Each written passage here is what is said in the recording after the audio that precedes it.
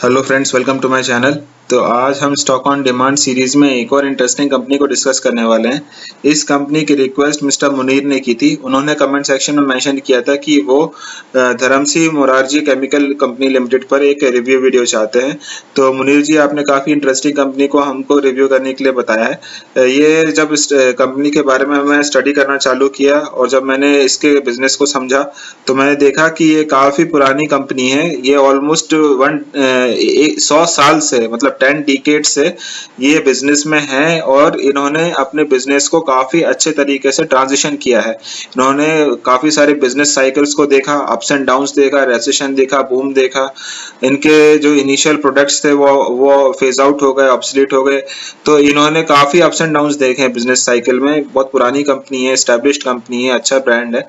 But इन्होंने अभी नए बिजनेसेस में भी स्टार्ट किए हैं वेंचर करना। उसके बारे में हम काफी डिटेल में इस वीडियो में डिस्कस करने वाले हैं। तो हम इस वीडियो में काफी डिटेल में इनके बिजनेस मॉडल को समझेंगे, इनके प्रोडक्ट्स को समझने की कोशिश करेंगे, इनके फंडामेंटल पैरामीटर्स को भी स्टडी करेंगे, एक फंडामेंटल एनालिसिस करेंगे इसका, और साथ में इसके टेक्निकल चार्ट को भी हम काफी डिफरेंट टाइम फ्रेम्स में जाकर कोशिश करेंगे कि एक टेक्निकल एनालिसिस भी इस वीडियो में हम कर पाएं। तो आप इस वीडियो को एंड तक देखिएगा, क्योंकि मैं कोशिश करूंगा कि ज्यादा से ज्यादा इन्फॉर्मेशन मैं आपको इस कंपनी से रिलेटेड दे पाऊं इस वीडियो में, जिससे कि आप जब अपना सेल्फ एनालिसिस स्टार्ट करेंगे तो आपको काफी सारी information back of the hand आपके पास ऑलरेडी अवेलेबल रहेगी।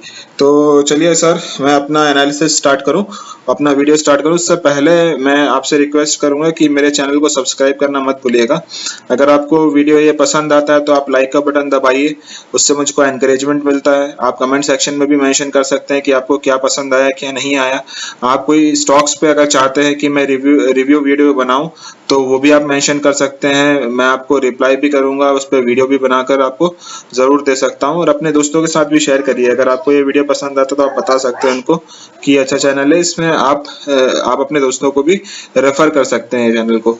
तो चलिए सर, तो हम ज्यादा डिले नहीं करेंगे, हम इसका एनालिसिस स्टार्ट करते हैं।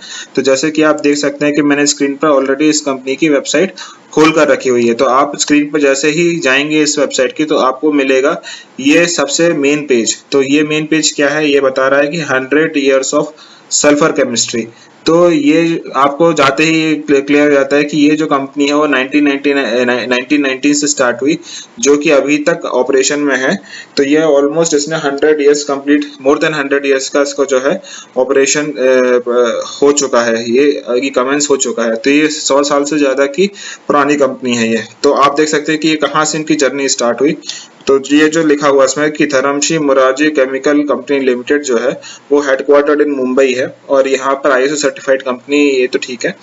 ये डीएमसीसी वाज द फर्स्ट, इसको शॉर्ट फॉर्म में वो डीएमसीसी बोलते हैं, was the first producer of sulphuric acid and phosphate fertiliser in India. तो ये जब इनिशियली 1919 में जब इनिशियल फेजेस में जो फर्टिलाइजर्स होते थे तो सल्फ्यूरिक एसिड, तो एक्चुअली इस कंपनी की जो मेन स्ट्रॉन्ग पॉइंट थी, जो नीश इनका नीश था, तो वो था सल्फर पे। तो सल्फ्यूरिक एसिड से रिलेटेड जितनी सल्फर केमिस्ट्री जो है इसमें इनकी मास्टरी थी। और इनका जो एक ब्रांड है जिसके बारे में भी वो बात करेंगे, तो यहाँ पर आप देखिए कि ये sulphuric acid and phosphate fertiliser इन्होंने पहला स्टार्ट किया था इंडिया में।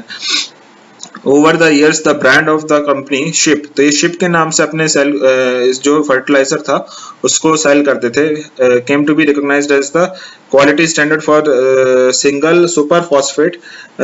सिंगल सुपर फॉस्फेट जो है एक तरह से फर्टिलाइजर ही है, जो कि शिप के ब्रांड के नाम से वो सेल करते थे। तो जैसे कि हम फेविकॉल की बात करते हैं कि एडेसिव्स में फेविकॉल एक ब्रांड नेम है, उसी तरीके से ये बता रहे हैं कि इनका जो शिप था वो एक तरीके से सिंगल सुपर फॉस्फेट जो फर्टिलाइजर है वो उस समय में एक ब्रांड नेम था और वो उसी नाम से ही ये काफी जाना जाता था। तो ये पायनियर थे इस फर्टिलाइजर को बनाने में।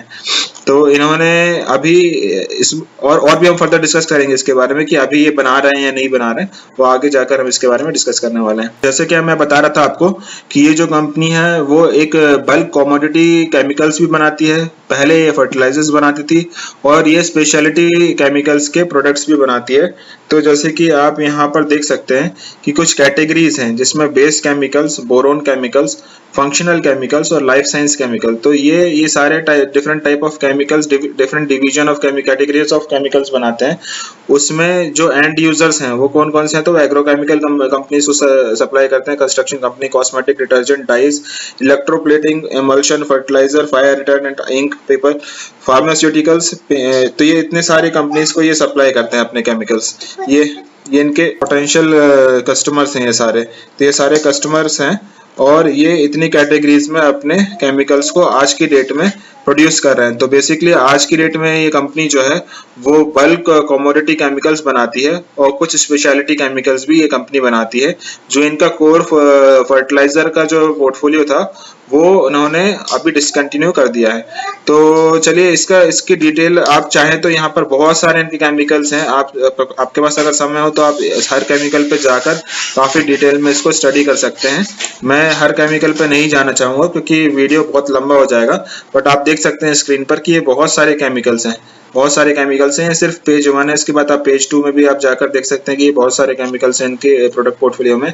तो आपको समय लगेगा इसको अगर एक एक करके स्टडी करना है तो मैं आपको यही रिकमेंड करूंगा कि आपके पास अगर समय है, आप इंटरेस्टेड हैं, तो आप हर केमिकल पे जाके काफी डिटेल में इसको स्टडी कर सकते हैं।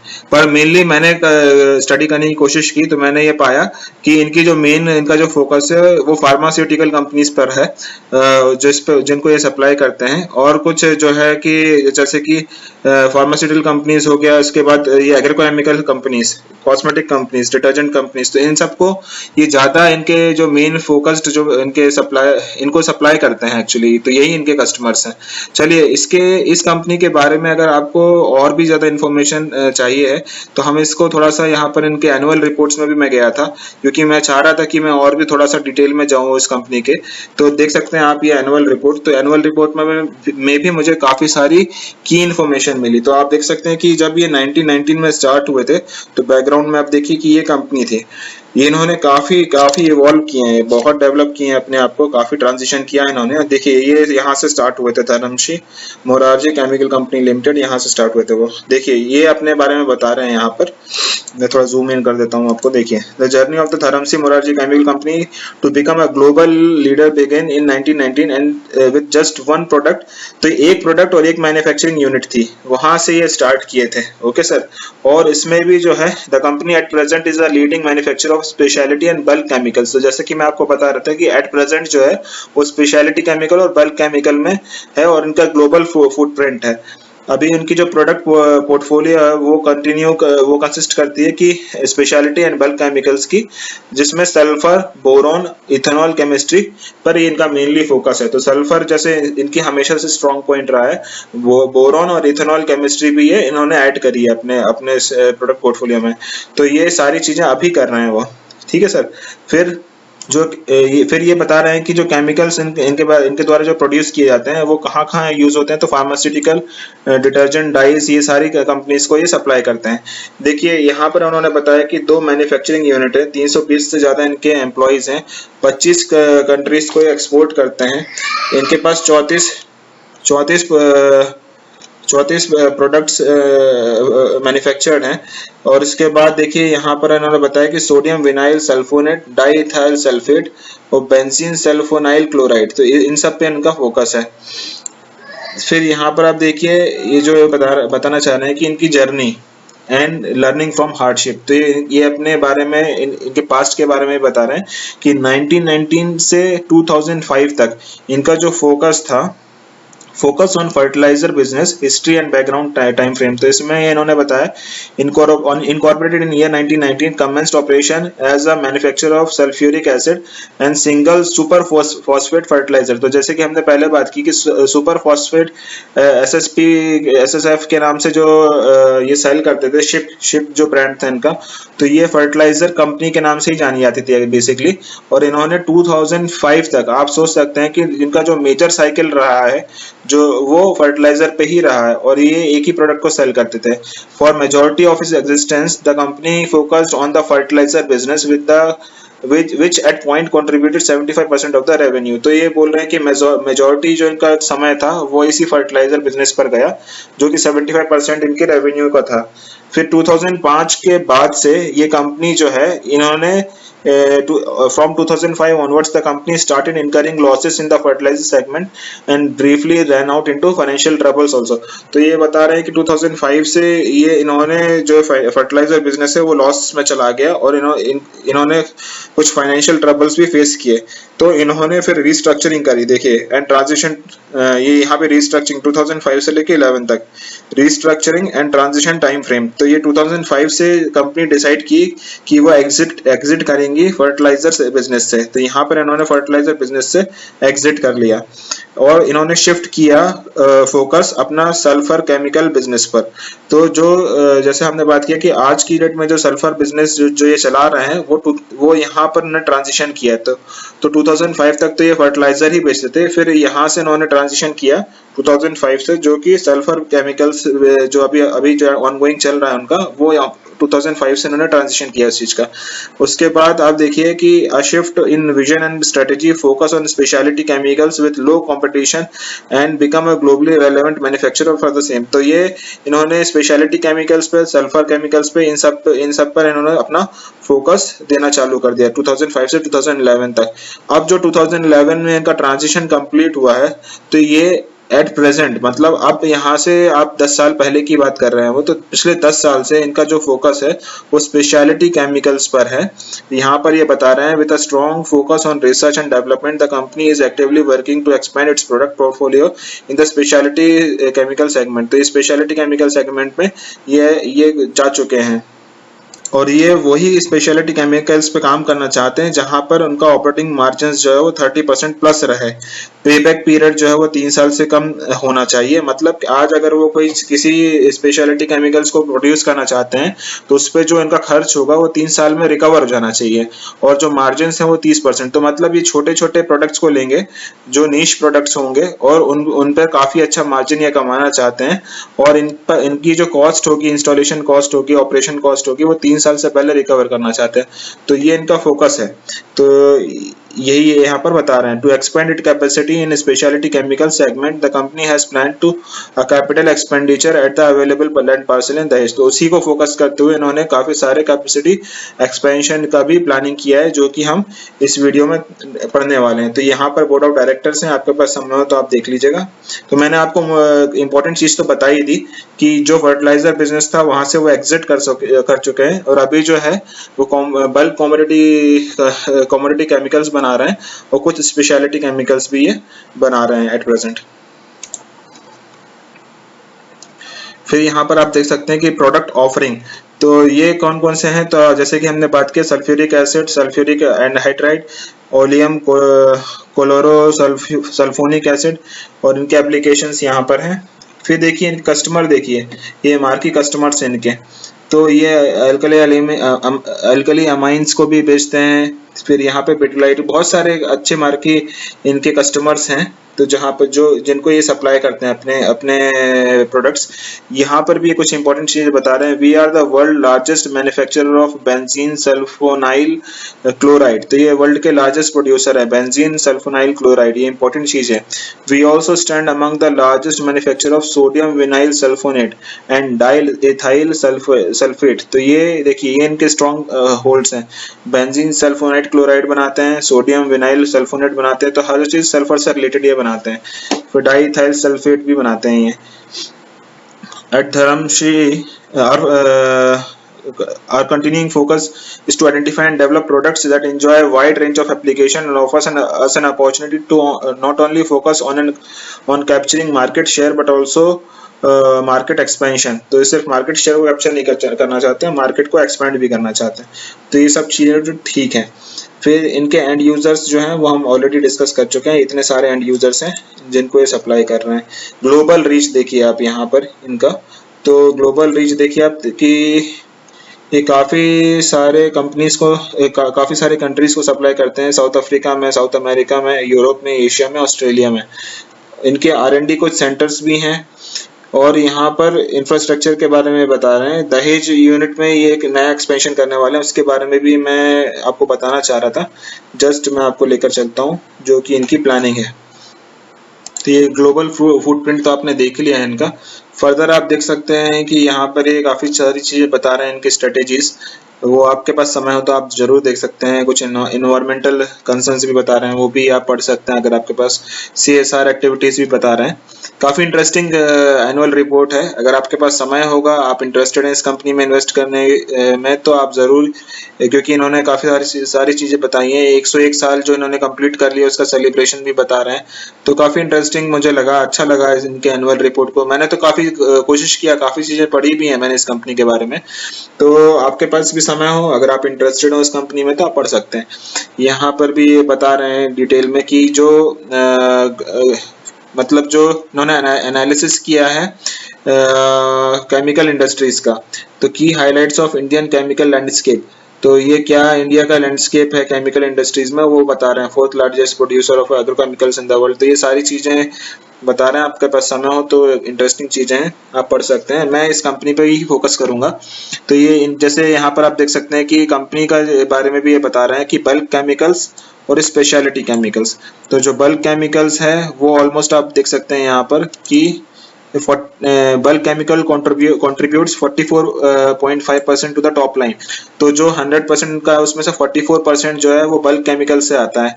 और जो पिछले साल जो था वो 47% था, वो घटकर आज 44% हो गया। स्पेशलिटी केमिकल्स ने ज्यादा जगह बना ली है इनके पोर्टफोलियो में। तो प्रेजेंटली जो है वो 44% जो है बल्क केमिकल्स है और 56% आप बोल सकते हैं स्पेशलिटी केमिकल्स वो सेल कर रहे हैं। एक्सपोर्ट का जो है वो देखिए आप, जो रिसेंट ईयर्स में जो डोमेस्टिक सेल्स हैं वो बढ़ गई हैं, एक्सपोर्ट इनका रिलेटिवली कम हुआ है। लास्ट ईयर में इनका एक्सपोर्ट 33% था, अभी जो कि घटकर 24% हो गया है, और डोमेस्टिक जो है वो 75% तक पहुंचता हो वो आपको दिख रहा है। ये इनकी जियोग्राफिकल प्रेजेंस हो चुकी है। अब मैं आपको जल्दी से इनके जो फ्यूचर कैपेसिटी एक्सपेंशन करने वाले हैं, कैपेक्स करने वाले हैं, उस पर भी मैं एक बार लेकर जाना चाहता हूं। तो ये कैपेक्स के बारे में बता रहे हैं, कैपिटल एक्सपेंडिचर जो होता है, या जो नए प्रोजेक्ट्स आने वाले हैं इस कंपनी के, उसके बारे में भी इन्होंने डिटेल्स दिए हैं। तो बल्क केमिकल्स जो दहेज इनकी यूनिट है, वो वहां पर ये बल्क केमिकल्स का कुछ कैपेसिटी एक्सपेंशन करने वाले हैं। The company will be investing 50 crore in adding incremental capacity in bulk chemical segment. तो 50 करोड़ ये खर्च करने वाले हैं बल्क केमिकल्स पर। The company has been facing certain challenges in the terms of, ये वेंडर्स से डिले होने के कारण ये जो कंप्लीट होगा प्रोजेक्ट वो जून 2021 तक ये कंप्लीट होने वाला है। स्पेशल तो आपने देखा बल्क केमिकल्स में 50 करोड़ खर्च करेंगे, कंप्लीट होगा जून 2021 तक। स्पेशलिटी केमिकल्स में इन्होंने 20 करोड़ खर्च किया है। वही दहेज फैसिलिटी में एक स्पेशल प्लांट बनाएंगे वो, और ये जो प्लांट है वो कॉन्ट्रैक्ट मैन्युफैक्चरिंग के लिए काम करेंगे। कॉन्ट्रैक्ट मैन्युफैक्चरिंग मतलब किसी और बड़ी कंपनी के नाम पर ये खुद मैन्युफैक्चर करेंगे और उस कंपनी को सप्लाई करेंगे।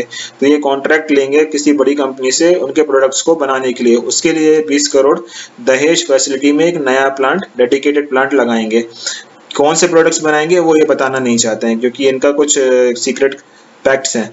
उसके बाद देखिए ये डी बॉटलनेकिंग क्या होती है सर? जो एग्जिस्टिंग प्लांट होते हैं उसमें ही कुछ मॉडिफिकेशंस किए जाते हैं जिससे कि कैपेसिटी को बढ़ाया जा सके। तो ये इन्होंने एक प्लान किया था रोहा में, जो इनका प्लांट है उसमें 10 करोड़ रुपए खर्च करने का इनका प्लान था, जिससे कि ड्यू टू सर्टेन चैलेंजेस ये करने वाले थे, बट वो कंप्लीट नहीं हो पाया। मार्च 2021 तक ये टारगेट कर रहे हैं। इस साल तक काफी सारी चीजें कंप्लीट होने वाली है। तो बल्क केमिकल का जून तक होने वाला है। आपने देखा एक नया प्लांट जो है वो सेकंड हाफ, मतलब कि जून के बाद दिसंबर तक में, ये 2021 में इसी साल ये कंप्लीट करने वाले हैं। मार्च 2021 तक ये रोहा का प्लांट डीप बॉटलनेकिंग कंप्लीट करना चाहते हैं। मल्टीपर्पज प्लांट एट दहेज, तो ये the company will further invest 10 crore रुपए इनटू मल्टीपर्पज प्लांट्स एट दहेज फैसिलिटी। तो मल्टीपर्पज प्लांट भी ये बना रहे हैं 10 करोड़ का खर्च करके, और ये भी कंप्लीट जो होगा वो मार्च 2021 तक ही होने वाला है। इंटरमीडिएट्स का भी एक 20 करोड़ रुपए वो खर्च करना चाहते हैं। ये कंप्लीट होगा दिसंबर 2021 तक। The company had earlier dedicated to invest this amount in cell phones, however with a downturn in the international, तो ये पहले सेल फोन्स में करना चाहते थे बट अब इंटरमीडिएट्स में करेंगे। तो आपने देखा 50 crore bulk chemicals, speciality 20 crore. और इंटरेस्टिंग चीज ये है कि अभी इनकी जो टाइमलाइन है वो ये है कि इस इस साल मैक्सिमम इनके जो कैपिटल एक्सपेंडिचर के जितने भी प्रोजेक्ट्स हैं वो कंप्लीट होने वाले हैं। तो काफ़ी इंटरेस्टिंग लगी मुझे ये कंपनी। जैसे मैंने आपको बताया कि 100 साल का इनका बिजनेस साइकिल रहा है, हिस्ट्री रही है, अभी तक ये सर्वाइव किए हैं। इन्होंने रेसेशन देखा, इन्होंने बूम पीरियड देखा, हर तरीके के इन्होंने साइकिल्स देखे, बिजनेस साइकिल्स देखे और ये डटे रहे। 2005 तक ये बेसिकली फर्टिलाइजर कंपनी थी।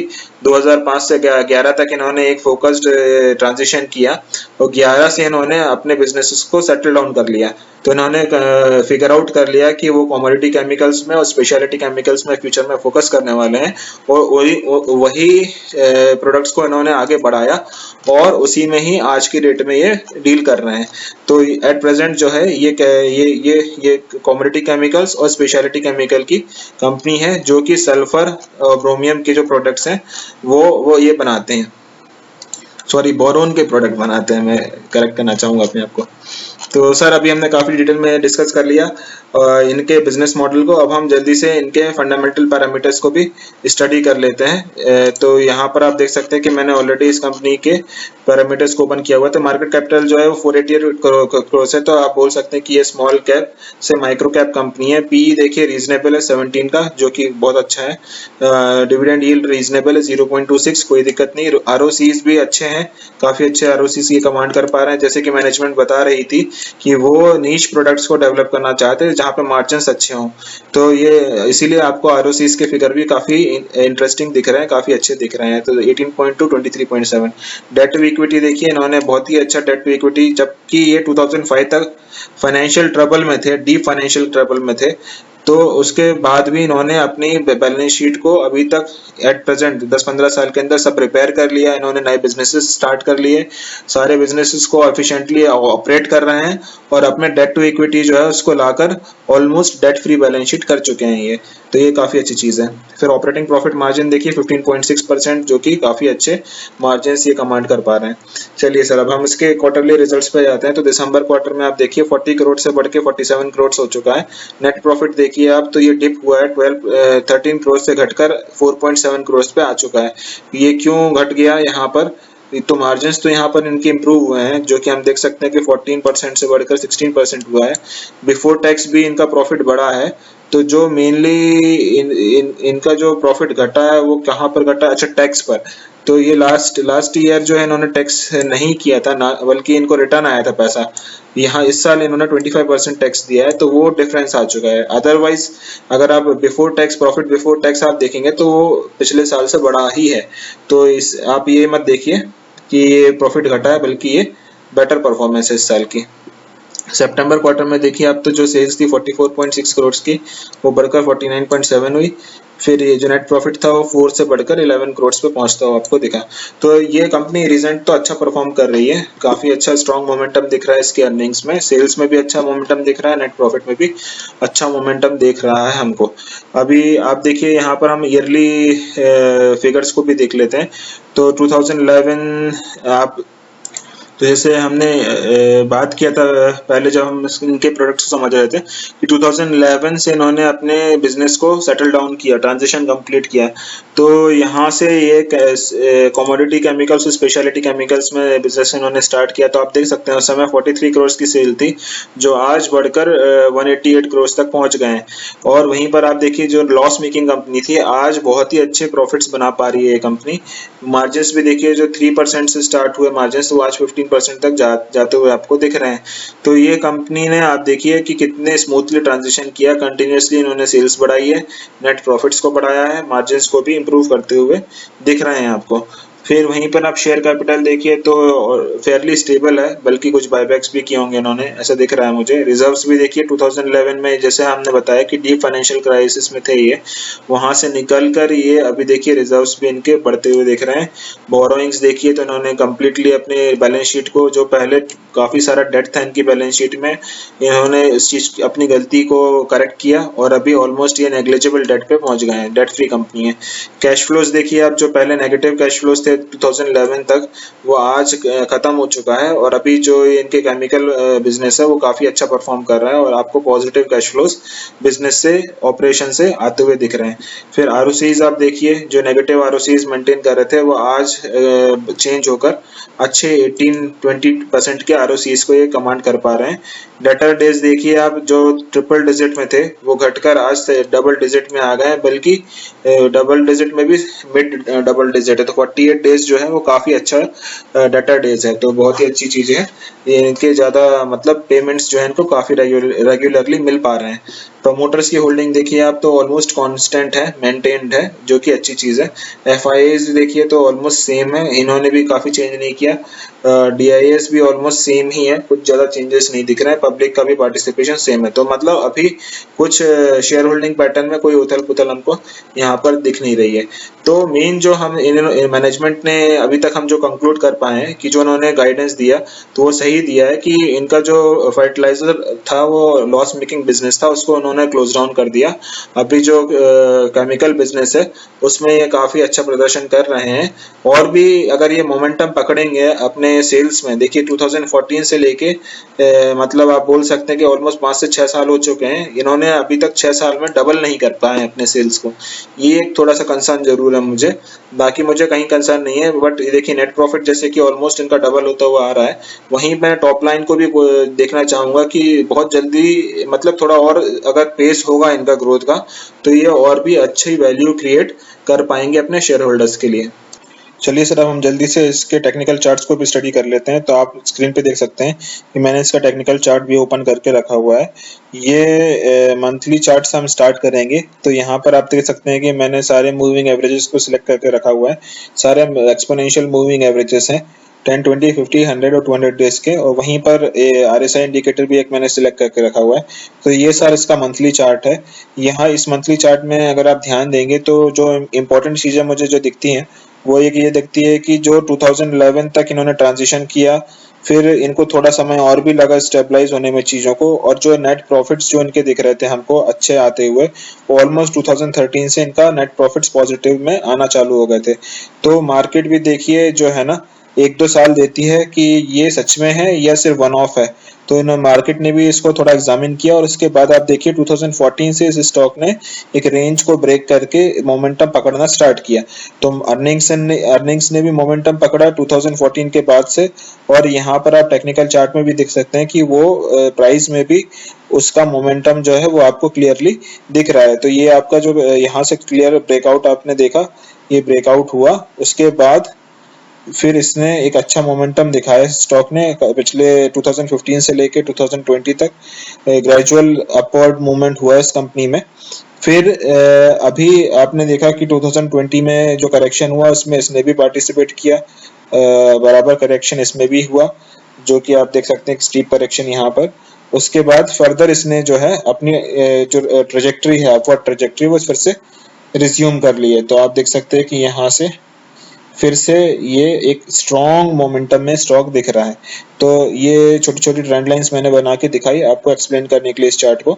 आप यहाँ पे जो खास बात वो जो है वो ये है कि अच्छा वॉल्यूम एडिशन हो रहा है। यहाँ पर आप देखिए जब ब्रेकआउट लिया था तो वॉल्यूम एडिशन काफी अच्छा हुआ था यहाँ पर, और रिसेंटली भी जो वॉल्यूम्स हैं वो काफी एनकरेजिंग वॉल्यूम्स हैं जो इस काउंटर में हमको देखने के लिए मिल रहे हैं। तो और दूसरा इसमें इम्पोर्टेंट चीज ये है कि आप देखिए कैंडल्स जो फॉर्म हो रहे हैं वो काफी अच्छे कैंडल्स फॉर्म हो रहे हैं, आप देखिए यहाँ पर। और जो मोमेंटम है ये देखिए 10 डेज के मूविंग एवरेज और जो कैंडल के बीच में गैप है वो मोमेंटम शो कर रहा है, स्ट्रेंथ शो कर रहा है। तो काफी अच्छी स्ट्रेंथ से ये ऊपर की तरफ जा रहा है। तो अभी 10 डेज का सपोर्ट लेता हुआ है ये आपको ऊपर जाते हुए दिख रहा है, जो कि अच्छी चीज है। अब हम आ जाते हैं इसकी वीकली चार्ट पर। तो वीकली चार्ट में जस्ट जल्दी से ओपन कर देता हूँ। ये देखिए आप देख सकते हैं इस वीकली चार्ट को। तो पहले जैसे कि हम इसमें कुछ ट्रेंड लाइन अगर ड्रॉ करें तो ये क्लियरली आपको एक मेनली हम ये बोल सकते हैं कि ये मेजर ट्रेंड लाइन है इसकी। ये एक वन ऑफ है, आउटसाइड कैंडल बोल सकते हैं इसको, तो इसको हम कंसिडर नहीं करेंगे। तो ये मेजर ट्रेंड है इसका। ये वहीं पर पहले ये जो है इस ट्रेंड को ऑलमोस्ट फॉलो कर रहा था उसके बाद आपने देखा यहाँ पर एक करेक्शन आया, इसने इस ट्रेंड लाइन को ब्रेक किया तो काफी डिसाइसिव करेक्शन इस ट्रेंड में हमको देखने मिला। फिर यहाँ पर आप देखिए cup and handle formation almost आपको दिख रहा है। ये देखिए ये जो है ये यहाँ से लेके यहाँ मेरे पास राउंडिंग का मतलब मेरे पास टूल नहीं है, तो मैं आपको जस्ट स्ट्रेट लाइन ड्रॉ करके दिखा रहा हूँ, बल्कि ये राउंडिंग ही है। तो ये कप एंड ये कप है इसका, ये यहाँ पर ये हैंडल फॉर्म हुआ, ओके सर। और फिर यहाँ से इसका एक ब्रेकआउट देखने के लिए मिला है, ये देखिए ये इस हैंडल का। तो ये जस्ट 1 मिनट। तो अगर आप इसका टारगेट अगर आप यहाँ से डिराइव करना चाहें अगर कप एंड हैंडल का, तो आप देख सकते हैं कि ये जो है ये हाइट है, मतलब ये यहाँ से लेके यहाँ तक ही कप फॉर्म हुआ, टॉप है इसका, और कप का जो बॉटम है वो ये है। तो इस कप की हाइट कितनी है, तो इस कप की अगर आप हाइट डिराइव करेंगे तो वो ऑलमोस्ट 170 से 70, तो 100 रुपीज का जो लेवल है वो इसकी हाइट है इस कप की। यहाँ से आप देख सकते हैं ये कप है, ये हैंडल है, और यहाँ से जो ब्रेकआउट चालू हुआ, तो अगर आपको टारगेट डिराइव करना है तो आप 171 रुपीज से जो हाइट है इसकी वो यहाँ से आप ऐड कर दीजिए। तो 171 प्लस 100 इज इक्वल टू 271। तो 271 रुपीज तक का लेवल जो है वो हम इस कप एंड हैंडल फॉर्मेशन जो हुआ है, इसका ब्रेकआउट जो हमको क्लियरली दिख रहा है, उससे हम डिराइव कर सकते हैं कि 271 के लेवल्स तक तो आपको जाते हुए दिखना चाहिए। तो ये तो हो गया इसका वीकली चार्ट सर। अब हम आ जाते हैं इसके डेली चार्ट्स पर भी आ जाते हैं। एक बार जल्दी से हम नजर डाल लेते हैं डेली चार्ट्स पर भी। तो ये इसका डेली चार्ट्स है। तो डेली चार्ट भी काफी इंटरेस्टिंग दिख रहा है। अभी जो आप देख सकते हैं यहाँ पर कि काफी सीवियर प्राइस करेक्शन हुआ है यहाँ पर, जो कि 2020 से पहले का ही था, और 2020 के बाद जो कोरोना का करेक्शन हुआ इसमें भी काफी इसने भी पार्टिसिपेट किया सभी स्टॉक्स के साथ में। तो ये एक चैनल डाउनवर्ड ड्रिफ्टिंग चैनल था जिसमें ये ट्रेड हो रहा था। फिर आप देखिए यहाँ पर कि अच्छे वॉल्यूम एडिशन हुए, यहाँ पर देख रहे हैं आप कितने शानदार वॉल्यूम है। ये पहले कभी भी इतने वॉल्यूम्स नहीं थे। और आप देखिए कितने गैप के साथ, तो रनअवे गैप देखने मिला है आपको यहाँ पर। और आरएसआई में भी देखिए कितनी स्ट्रेंथ दिखा रहा है। यहाँ पे आपको सेल करके भागना नहीं था, यहाँ पे आपको एक्यूमुलेशन करना चालू करना चाहिए था इस कंपनी में। यहाँ पे यही जगह थी जहाँ पर आपको पोजीशंस बनाना चाहिए, ना कि सेल करना चाहिए। लोग आरएसआई को 70 देख के ही सेल कर देते हैं अपने सारे स्टॉक्स को, बल्कि यहाँ पर ऐड करना चाहिए था। तो देखिए आपने गैप बनाया इस कंपनी ने, आपको इस चार्ट में क्लियरली दिख रहा है, गैप दिख रहा है, अच्छा वॉल्यूम एडिशन हुआ है और चैनल का ब्रेकआउट हुआ है। तो यहाँ से आप देखिए कि इसकी ट्रेजेक्टरी चेंज हो गई। अब ये जो है काफी अच्छे ट्रेजेक्टरी में काम कर रहा है, अच्छी स्ट्रेंथ के साथ ये आपको ऊपर जाते हुए दिख रहा है। मैं अगर एक ट्रेंड लाइन भी जल्दी से ड्रॉ करूं अगर इसमें, तो आप ये यहाँ पर देख सकते हैं कि ये ऊपर की ट्रेंड लाइन है, और आप ब्रॉडली बोल सकते हैं ये इस ट्रेंड लाइन को ये कहना चाहिए। आप अच्छे से ड्रॉ कर रहे हैं अगर इसको, सॉरी,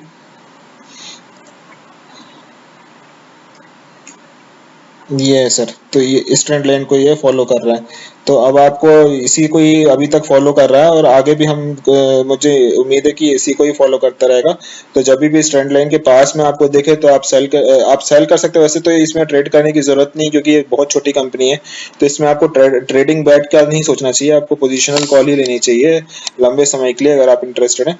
बट ये ब्रॉडली इस ट्रेंड को अभी फॉलो कर रहा है और ये आगे की तरफ जा रहा है। वॉल्यूम भी अच्छा एडिशन हुआ है, चार्ट में भी जो डेली चार्ट है उसमें काफी अच्छी स्ट्रेंथ है। तो कोई दिक्कत नहीं है इस चार्ट में तो मुझे। तो ओवरऑल सर हमने काफी डिटेल में इनके बिजनेस को समझा, इनकी हिस्ट्री को जाना, इनके प्रेजेंट को जाना, इनके बिजनेस को जाना, और हमने फंडामेंटल पैरामीटर्स देखे, क्या कंसर्न्स थे हमारे वो भी हमने देखा, चार्ट्स को भी हमने स्टडी किया। तो मुझे इंटरेस्टिंग कंपनी लग रही है। अगर आपको भी पसंद आती है तो आप यहाँ से और भी रिसर्च कर सकते हैं। मुनीर जी, अगर आपके पास स्पेशल कोई इन्फॉर्मेशन है जो मैंने मिस कर दी है, वो आप कमेंट सेक्शन में मुझको लिखकर बता सकते हैं कि आपने ये चीजें मिस कर दी हैं जो कि की इन्फॉर्मेशन है। तो वो हम सभी को उससे बेनिफिट होगा, उससे हमको सभी को सीखने मिलेगा।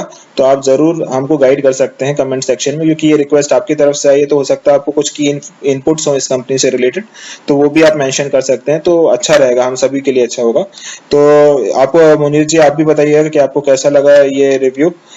दोस्तों आप भी बताइए, अगर आपको ये पसंद आया हो तो आप लाइक का बटन जरूर दबाइएगा, अपने दोस्तों के साथ शेयर करिएगा, मेरे चैनल को सब्सक्राइब करिए और बेल आइकन को दबाना मत भूलिए, जिससे कि जो भी नया वीडियो मैं डालता हूँ उसका नोटिफिकेशन आपको इमीडिएटली मिलेगा। चलिए सर, फिर नेक्स्ट वीडियो में मिलेंगे। तब तक के लिए बाय बाय।